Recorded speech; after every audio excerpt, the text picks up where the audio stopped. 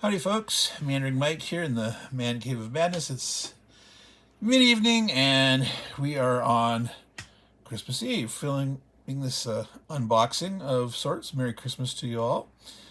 So this actually came to me not in the shrink. This is from the Historical Game Company. Normally their games are in shrink wrap. This particular one wasn't. I ordered it direct from them. Off their website. I'm not sure why this one didn't come in shrink. Maybe this particular title isn't, or for some reason they had one in. It did actually come with a canvas map, so I don't know if maybe this one had been upgraded for free or something. That's why they opened it. Some of their games have canvas maps, but I'm not sure if all of them do or not. Let me take a quick look at the back, since I don't have any shrink on. Don't have to worry about that. So the contents, I checked everything since it was not in shrink, and it has everything except the ordinary dice. However, I seem to remember generally games that come from Blue Panther, the printer, and this is printed by Blue Panther, I believe, they don't usually come with dice, and I'm not sure why. They usually say something like, due to government regulations, we don't include dice. And as far as I know, there's, no government regulation that prints dice. It might be they're saying, like, I can't ship it a certain way because there's dice, and, maybe shipping it media mail, but as far as I know, a game can't ship media mail anyway. So, I don't know. Don't know why that is. But anyway, it has 11-17 map, 32 location tiles, 20 game cards. Now, there's actually only 32 game counters. It's actually a counter sheet of 40, of which only 32 are used. 17 special game dice. Yeah, there are 17 custom dice. Now, custom dice are normally a really expensive thing to add to a game. So this, I think, is a really good value for the money. The fact, and I don't know, again, if they all come with the canvas map, but that, cards, counters, and 17 custom dice, that's a good buy. Good value. Goodbye. Not goodbye. A good buy. Let me put that back there. Oh yeah, that's the mud. Yes, I really do need all these board games. Gotta remind people that, especially in my crazy Man Cave of Madness overflowing. Now I'm gonna adjust this down here. I might need to push that back a little bit. Alright, so Rulebook. It's a pretty short rulebook, so that's it. Like what's called 4 pages. It's got illustrations in color. There's a big bibliography on the back, background and designer notes. So there's victory conditions there. So it's really closer to 3 pages. You got some nice artwork up here. There's the introduction. Brief description. So yeah, it's not a very complicated game from the length of the rules. Let me show you the map here. Like I said, this is a canvas map. It's kind of slick on the front, and you can feel a little bit of texture on the back. You can feel that grain, that texture. Nice advantage of this is you spill a little something, easy to wipe off. Now, if the whole thing got super soggy wet, I don't know, it might cause it to wrinkle, warp, something, but you're not going to lose the ink off the front, or it's not going to run. It's not going to have funky water stains on the front. So I try not to eat or drink stuff when I'm playing games personally, but some people do.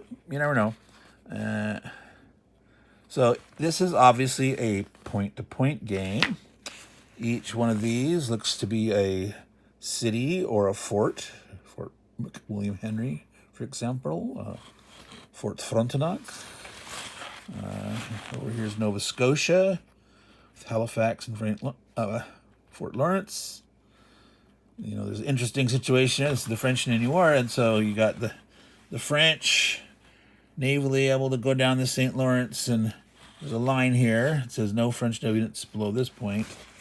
So the British control the seas here strong enough. The map key there talks about river connection lines and trails. So you got the red trails. Yeah, not roads. Remember, this is, you know, way back when.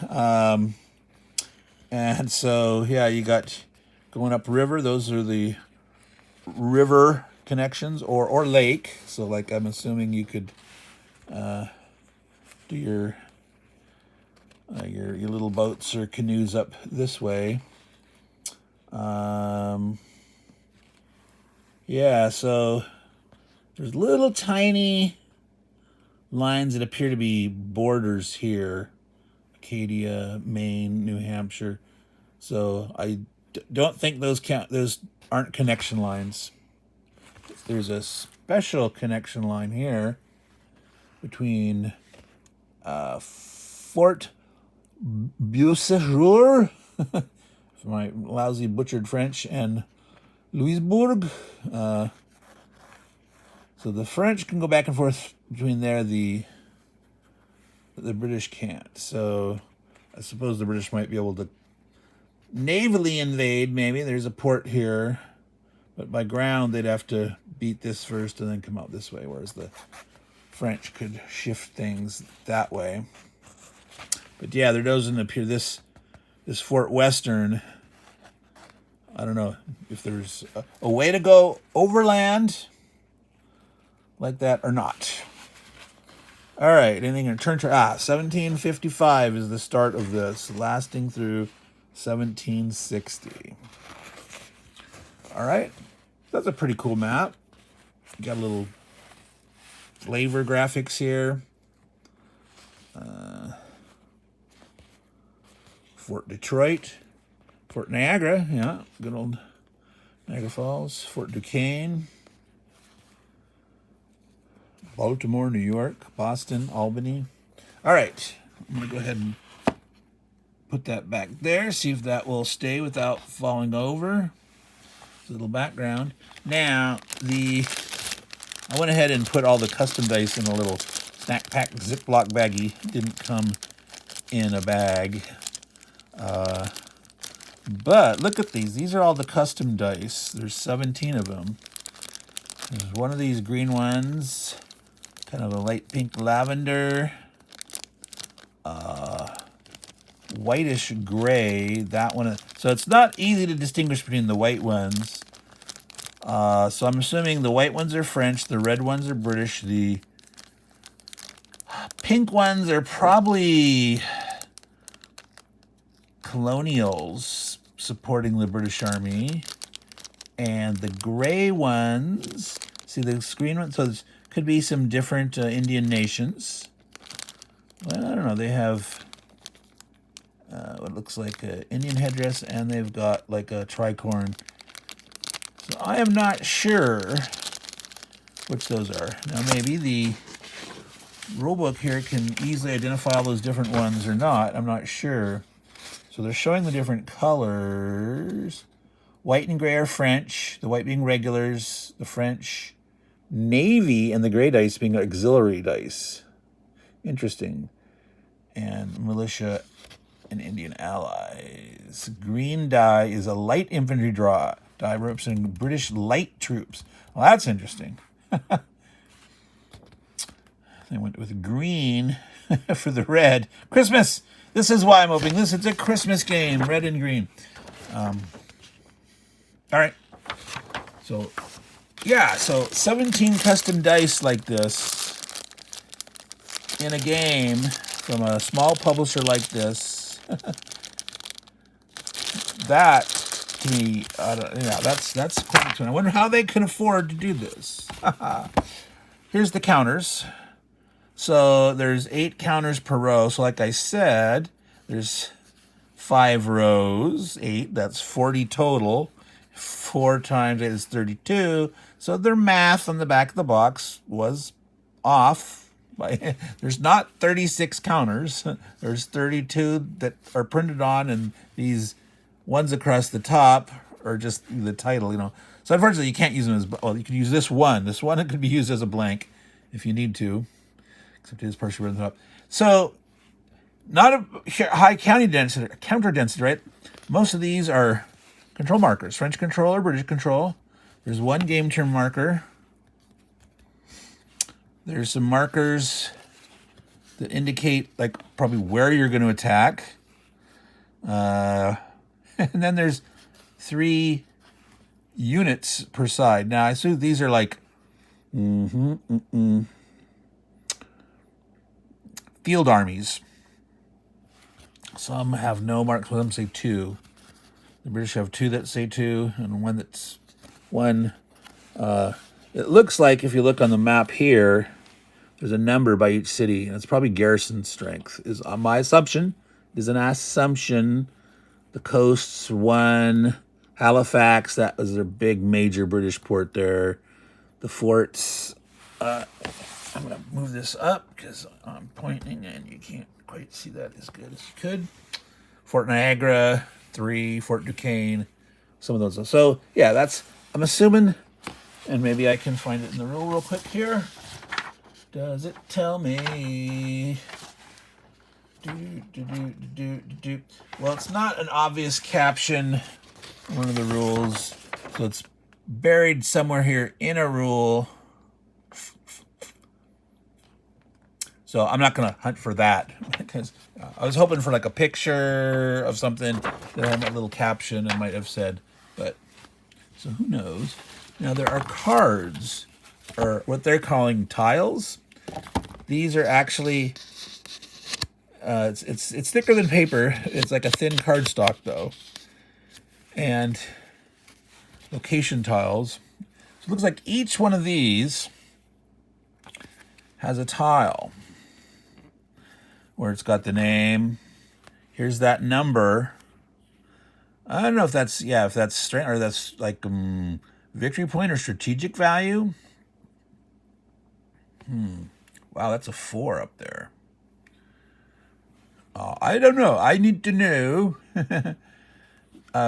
Here, this looks probably garrison strength. This is what I was assuming those were. But that's weird that like New York won the, I mean, to me, like, wow, that would be worth a lot of points if the French could somehow get down there and take Boston, New York, etc. Maybe that's like, that's unlikely they'll get there. They're really after, maybe Albany, capital. Well, it's actually, that's modern New York. I mean, what would the British have considered the capital of this area? I mean, I know Halifax is sort of like their main central base port, etc. So I don't know. But anyway, it looks like there's an indication of how much fortification strength, how many cannons, garrison strength, I guess. And I have no idea on this number here. No idea. So I'm not going to flip through all of those. There's a deck of cards. I believe there's 20. This is in a little slidey band, which I can slide open. So I can actually look through them real quick. Ooh, yeah, smallpox. Oh, good. Some of these are in French. Troupe de la Marine. Okay, Marine troops. I guess French may re-roll any 2 regular dice for each location attacking during this turn. Marquis de Montcalm. French player may attack 3 locations during this turn. I guess you normally can only attack 2. Naval blockade. The French player may only attack 1 location, so that's hurting him. So I guess, yeah. So that's interesting. French Empire event card. So you're drawing cards that hurt you, it looks like. Well, or can help you. Hurts are helpful. Skulking way of war. Thank goodness they didn't put that in French and actually let us read it in English. Reroll auxiliary dice. Stealthy attack. Militia go home. Uh-oh. A few acres of snow. Now that's a title of a Martin Wallace game on the French and Indian War. So the fact that they're using it either as an homage to Martin Wallace's game, or maybe somewhere in the literature there might be a book of history or something about this time period where that's a title, and so they're all maybe giving homage to history work. Six Nations Indian Alliance, Siege Chain. These are the British event cards. General James Wolfe. Amherst's Planning. Ranger Raids. Madame Drucour rolls 2 less regular dice against Quebec or Louisburg locations. Interesting. What is going on there? That'd be interesting to learn. What's the history behind that? Why is this helping the French, making the British roll less dice? Who is interfering? How's Madame Drucour? What is she doing? Is she off there engaging the French officers in conversation, distracting them, and so they're not paying attention to their duty? I do not know. All right, so that's the cards. And it looks like the last one here is a player aid. And I don't think that was listed at all on the back. It has an item in there. No. Nor did it mention the rulebook. So, there's a rulebook and a player aid card. Example of combat. French and Indian War player aid card. Important rules to remember. Nice summary of rules. Dice groupings by player.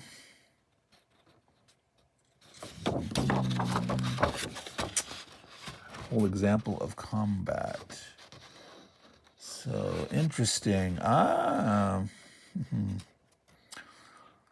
So it looks like maybe to conquer an area, you need to roll the dice and like, aha, I have to overcome their cannons. You need to roll cannon rolls. I need to get a certain amount of strength of